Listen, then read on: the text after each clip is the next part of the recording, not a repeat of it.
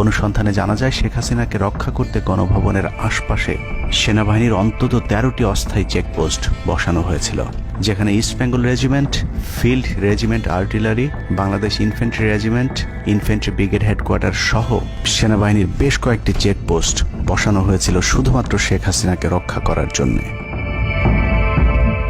সেনাবাহিনীর এসব আর্মি অফিসারদের সম্মিলিত অপারেশনে ছাত্রদের উপর চালানো হয়েছে নির্মম নৃশংস হত্যাযজ্ঞ।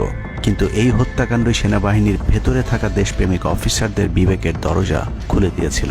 20 থেকে 23 জুলাই ইন্টারনেট বন্ধ করে যে পৈশাচিক হত্যাকাণ্ড চালানো হয়েছে, সেই দৃশ্য যখন একের পর এক সামনে আসতে শুরু করেছিল, তখন সাধারণ মানুষ যেভাবে স্তম্ভিত হয়েছিল, ঠিক একইভাবে সেনাবাহিনীর বিবেকবান জুনিয়র এবং মধ্যম সারির অফিসারদেরকেও ব্যাপকভাবে নাড়া দেয়। ভিডিওগুলো যত ছড়িয়ে পড়ছিল ততই থমথমে হয়ে উঠতে থাকে সেনাবাহিনীর অভ্যন্তরীণ পরিবেশ। 27 তারিখ প্রাপ্ত গোয়েন্দা তথ্যের ভিত্তিতে সেনাপ্রধানকে জানানো হয় পরিস্থিতি নিয়ন্ত্রণের বাইরে চলে যাচ্ছে। কোনো অবস্থাতেই প্রধানমন্ত্রীকে ক্ষমতায় রেখে পরিস্থিতি নিয়ন্ত্রণ করা সম্ভব নয়। গোয়েন্দা ওই রিপোর্টে আরও জানানো হয় সেনাবাহিনীর ভেতরে বিদ্রোহের আশঙ্কা দেখা দিয়েছে। বিশেষ করে মধ্যম সারি এবং জুনিয়র অফিসারদের ভেতর ব্যাপক অসন্তোষ লক্ষ্য করা যায়। একই রিপোর্ট প্রধানমন্ত্রীর অফিসকেও অবহিত করা হয়। সেই রিপোর্টের পরেও কঠোর অবস্থানে যাবার সিদ্ধান্ত নেওয়া হয় সরকারের পক্ষ থেকে। এদিকে গোয়েন্দা রিপোর্টের প্রেক্ষিতে সেনা ইউনিটের মধ্যম সারি, জুনিয়র অফিসার এবং সৈনিকদের উপর কঠিন সামরিক গোয়েন্দা নজরদারি চলতে থাকে, যে কারণে প্রচণ্ড ক্ষোভ থাকলেও কোনো ধরনের পূর্ব প্রস্তুতি ও পারস্পরিক যোগাযোগ না থাকায় সেনাবাহিনীর দেশপ্রেমিক অফিসার ও সৈনিকেরা কিংকর্তব্য বিমূঢ় হয়ে পড়েন। 27-28 দুই দিন এভাবেই টান উত্তেজনার মধ্য দিয়ে কেটেছে। 29শে জুলাই শেখ হাসিনাকে পরিস্থিতি সম্পর্কে ধারণা দিতে সেনাপ্রধান সারা দেশের অফিসারদেরকে নিয়ে সেনা সদরের হেলমেটে একটি ভিডিও টেলিকনফারেন্সের দরবার গ্রহণ করেন।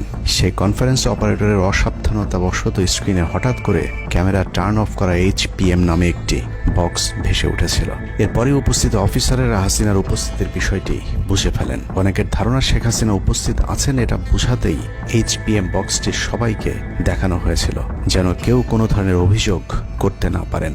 কিন্তু সবাইকে অবাক করে বেশ কয়েকজন অফিসার তাদের ক্ষোভের কথা জানান। এর মাঝে রাজশাহী CMH এর একজন মেজর র্যাঙ্কের নারী চিকিৎসক 19 থেকে 23 তারিখ পর্যন্ত চলা ছাত্র হত্যার বিভীষিকাময় বর্ণনা তুলে ধরে আবেগী এক বক্তব্য দেন।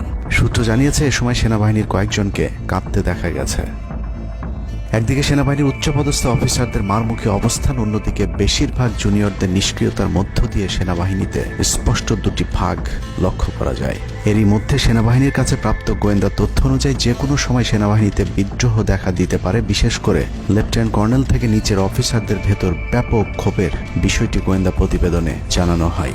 সেই প্রেক্ষিতে 3 তারিখ শর্ট নোটিসে আরেকটি টেলিকনফারেন্স কল করা হয়। মূলত ওই রিপোর্টের প্রেক্ষিতে হাসিনার বিশ্বস্ত ওয়াকার হাসিনা থেকে মুখ ফিরিয়ে নেন, কারণ হাসিনাকে বাঁচাতে গিয়ে তিনি নিজের জীবন বিপদে ফেলতে চাননি। 3 তারিখ কনফারেন্সের শুরুতেই সবাইকে ঠান্ডা রাখতে একটি মোনাজাত করা হয়েছিল।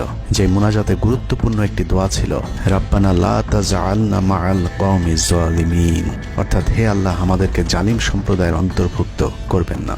এ সময় পুরো দরবার রুমে পিন পতন নীরবতা লক্ষ্য করা গেছে। মূলত এই মোনাজাতের মধ্য দিয়ে ফয়সালা হয়ে যায় সেনাবাহিনী কাদের পক্ষে দাঁড়াবে। সেনা সূত্র থেকে পাঠানো এসব তথ্যে উঠে এসেছে সেনাবাহিনী কোন কোন এলাকায় ছাত্র জনতার উপর গুলি চালিয়েছিল এবং কতটা পরিকল্পিতভাবে মানুষ হত্যার ছক কষা হয়েছিল। 4 তারিখও সেনাবাহিনীর ভূমিকা ছিল অত্যন্ত অস্পষ্ট। কিছু জায়গায় সেনাবাহিনী ছাত্রদের পক্ষে, আবার কিছু জায়গায় ছাত্রদের উপর গুলিও চালিয়েছে। 4 আগস্ট সবার প্রথম 24 ডিভিশন চট্টগ্রামের GOC lieutenant general Mainur Rahman তার বাহিনীকে ছাত্রদের পাশে দাঁড়ানোর নির্দেশ দেন। 5 তারিখ সকাল পর্যন্ত আর্মির ভূমিকা ছিল অত্যন্ত সন্দেহজনক। সকাল 10টা পর্যন্ত আর্মি কড়াকড়িভাবেই দায়িত্ব নিয়েছিলেন। বিশেষ করে গণভবনের আশপাশে 12টা পর্যন্ত ছাত্রদেরকে ভয় দেখাতে কয়েক রাউন্ড লাইভ অ্যামুনেশন ফায়ার করা হয়। 4 তারিখ 3 বাহিনী প্রধান, পুলিশ প্রধান এবং DGDGF-এর সারা রাত নির্ঘুম কেটেছে। 3 থেকে 5 তারিখ পর্যন্ত গুরুত্বপূর্ণ কিছু ঘটনা ঘটেছে, সেটা তুলে ধরবার আগে শেখ হাসিনার পালিয়ে যাওয়ার বর্ণনা দিয়ে আসা যাক। 5 তারিখ সকাল ঠিক 9টায় প্রধানমন্ত্রীর অফিসে গিয়ে শেখ হাসিনাকে পদত্যাগ করতে বলেন সেনাপ্রধান। শেখ হাসিনার কথা শোনার সাথে সাথে সেনাপ্রধানকে দৌড়ে মারতে আসেন। এ সময় 3 বাহিনী প্রধানকে অকথ্য ভাষায় গালাগাল করেন শেখ হাসিনা। জেনারেল ওয়াকারকে হাসিনা বলেন, তুই পুলিশকে দেখে শিখতে পারিস নাই? এ সময় বিমান বাহিনী প্রধান সজীব ওয়াজেদ জয়কে ফোন করে তার মাকে বোঝানোর জন্য অনুরোধ করেন। সজীব ওয়াজেদ জয় এটি জানার পর উল্টো আর্মি চিফকে তুই তুকারি করে হুমকি দিতে থাকেন, তোর কোন বাবা তোকে চিফ বানাইছে, তোর বউ ছেলে মেয়ে কে কোথায় আছে সবকিছু দেখে নেওয়া হবে। রাগান্বিত হয়ে এরপরে সজীব ওয়াজেদ জয় লাইভে গিয়ে আবল তাবল বকতে থাকেন। ঠিক আছে, শেখ হাসিনার পর আপনাদের কি হবে সেটা আমারও চিন্তার বিষয় না, আমার পরিবারের আর চিন্তার বিষয় না, আপনারা বুঝবেন। এরই মধ্যে 9:30 বেজে যায়। শেখ হাসিনাকে কোনোভাবে রাজি করাতে না পেরে সেনাপ্রধান হাসিনাকে দুটি বিকল্প দেন, পদত্যাগ অথবা গ্রেফতার। ওদিকে মিরপুরে বসানো সেনাবাহিনীর চেকপোস্টগুলো খুলে দেওয়া হলে বিনা বাধায় গণজোয়ার ঢুকে পড়তে থাকে। মবটি যখন গণভবন থেকে মাত্র 20 মিনিটের দূরত্বে চলে আসে, এ সময় সেনাবাহিনী এক প্রকার জোর করে শেখ হাসিনাকে পদত্যাগপত্রে সই করান। এ সময় এসএসএফ এর দু একজন এগিয়ে আসতে চাইলেও সেনাপ্রধান হাত ইশারা করলে তারা জায়গায় দাঁড়িয়ে থাকেন। পদত্যাগের পর শেখ হাসিনা জাতির উদ্দেশ্যে ভাষণ দেওয়ার অনুরোধ করলে সেনাপ্রধান হাসিনাকে বলেন, জীবন বাঁচাতে চাইলে দ্রুত গাড়িতে গিয়ে উঠুন। জনগণ গণভবনে ঢুকে পড়ছে। সেনাবাহিনীর মতে শেখ হাসিনা সেদিন মাত্র 5 মিনিটের জন্য বেঁচে গিয়েছেন, তা না হলে জনগণ তাকে ধরে ফেলত। হাসিনাকে গণভবন থেকে উদ্ধার করে বিমানে ভারত পাঠিয়ে দেওয়ার জন্য মোট 3টি রুট প্ল্যান করা হয়েছিল। প্ল্যান এ, গণভবন থেকে গাড়ি বহরে বিমান বাহিনীর ব্লু স্কাই স্কুলের গেট দিয়ে তেজগাঁও বিমানবন্দরে ঢুকে ঢাকা সেনানিবাসে প্রবেশ এবং তারপর বিএএফ বেস দিয়ে বিমান বাহিনীর রানওয়েতে প্রবেশ। সেখান থেকে বিমান বাহিনীর C-130 যে বিমানে ভারতে উড্ডয়ন। দুর্ভাগ্যজনকভাবে ততক্ষণে বিপ্লবী জনতা শেওড়াপাড়া রাস্তা দিয়ে বিমান বাহিনীর ব্লু স্কাই স্কুলের গেট ক্রস করে আগারগাঁও চৌরাস্তা পর্যন্ত চলে এসেছিল। ওদিক দিয়ে ক্যান্টনমেন্টের জাহাঙ্গীর গেটও ছাত্র জনতার দখলে, তাই গণভবন থেকে গাড়িতে করে ঢাকা সেনানিবাসে ঢোকার সব পথ বন্ধ হয়ে গিয়েছিল, যে কারণে প্ল্যান বি অবলম্বন করতে হয়েছিল হাসিনাকে উদ্ধারকারীদের। প্ল্যান বি অনুযায়ী গণভবন থেকে বিমান ঘাঁটিতে যাওয়ার তখন একটাই পথ বাকি ছিল, তা হলো হেলিকপ্টারে যাওয়া। বিমান বাহিনীর MI-17 হেলিকপ্টার চন্দ্রিমা উদ্যানের পাশে বাণিজ্য মেলার মাঠে এসে অবতরণ করে। খুনি হাসিনা চন্দ্রিমা উদ্যানের পাশের রাস্তা দিয়ে বাণিজ্য মেলা মাঠে প্রবেশ করে এবং সেখান থেকেই হেলিকপ্টারে করে বিমান বাহিনী ঘাঁটিতে নিয়ে যাওয়া হয় তাকে। সেখানে গিয়ে তারেক সিদ্দিকী এবং সালমান এফ রহমানের জন্য কিছুক্ষণ অপেক্ষা করে শেখ হাসিনা। তবে শেষ পর্যন্ত সালমান এফ রহমানের পৌঁছাতে দেরি হওয়ায় শেখ হাসিনাকে নিয়ে কোনো গন্তব্য ছাড়াই 10:45 মিনিটে উড়াল দেয় বিমান বাহিনীর C-130 জুলিয়েট বিমানটি।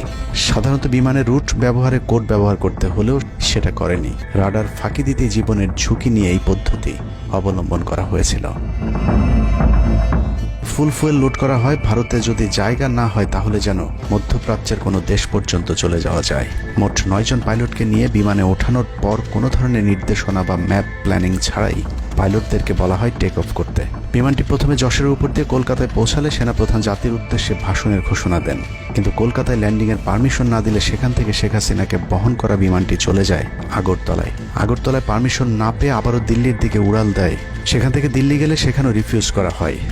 দিল্লি বিমানবন্দরে নামতে না দিলে অনিশ্চয়তা দেখা দেয় শেখ হাসিনাকে বহন করা বিমানটির ভারতে অবতরণ নিয়ে।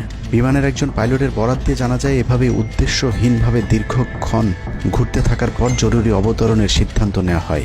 তবে জরুরি অবতরণের ঠিক আগ মুহূর্তে দিল্লির গাজিয়াবাদ এয়ারবেজে নামার অনুমতি পায় C-130 জুলিয়েট, যেখানে অজিত ধওয়াল তাকে রিসিভ করেন।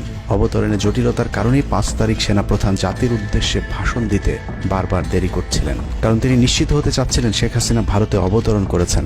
তারপরই বাংলাদেশের মানুষ মুক্তি পায় এক ফেরাউনের হাত থেকে।